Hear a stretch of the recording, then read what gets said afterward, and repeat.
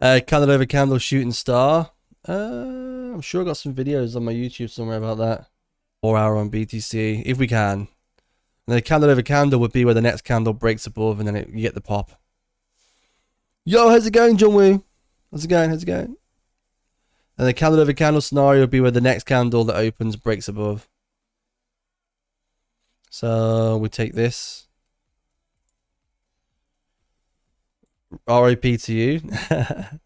That bad, mate. That bad. I get it, man. I get it. It's not nice today in the market.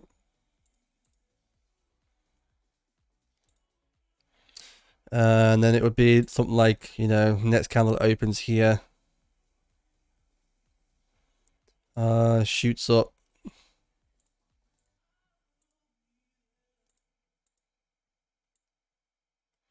That's the candle over candle. And then the next one would be the same. Same candle as that over here.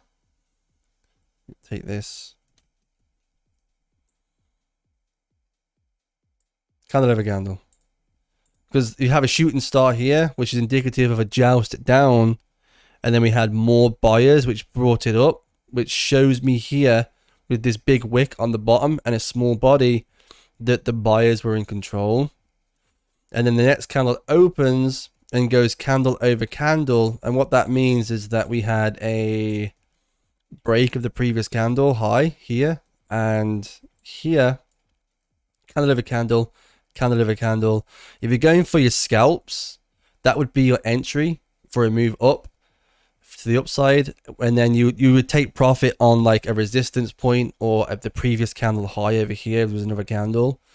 But that's actually candle over candle. And then what would be, you know, another solidified scenario is if you had a 1.5 standard deviation on the Bollinger Band like this.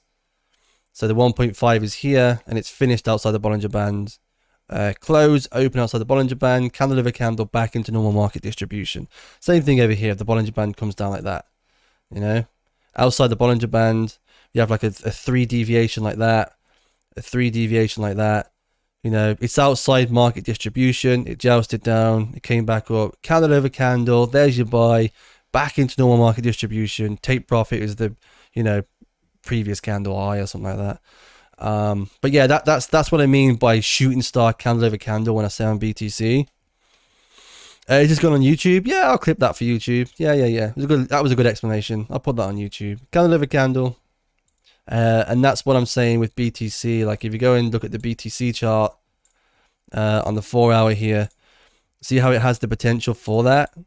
You know, it hasn't done it yet, but BTC could go, it could joust down and then come back up. Like it hasn't done it yet, but it could do, you know, if I make that color, see that, see the wick, it could do that. And if it did that, if it had a long wick like that and a small body, next 4 hour candle, because we're outside market distribution, 1.5 standard deviation, 3 standard deviation, just like I said on here.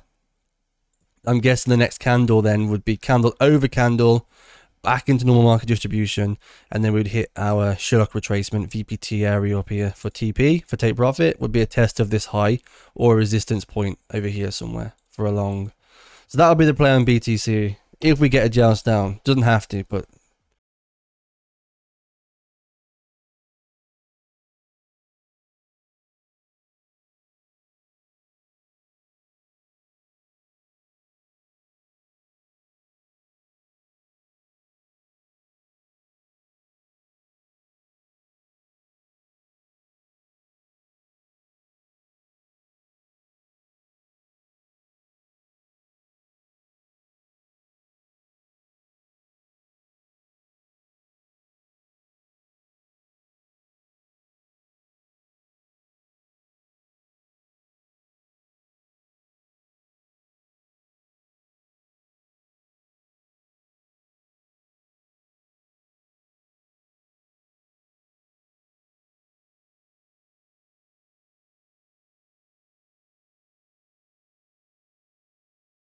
that'll be the play on BTC if we get a joust down. Doesn't have to, but there you go.